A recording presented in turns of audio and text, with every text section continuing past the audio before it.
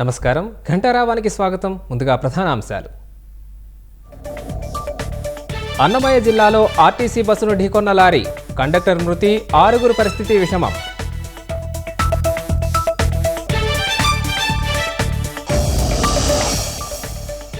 సాగునీటి ప్రాజెక్టులు గత ప్రభుత్వం గాలికి వదిలేసిందన్న నిమ్మల, త్వరలో సోమశిల పెండింగ్ పనులు ప్రారంభిస్తామని వెల్లడి.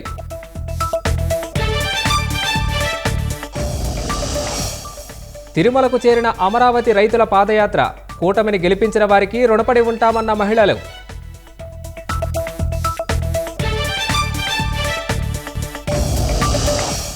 నలభై 6 ఏళ్ల తర్వాత తెరుచుకున్న పూరి రత్న భాండాగారం, పూజల అనంతరం లోపలికి వెళ్లిన కమిటీ సభ్యులు.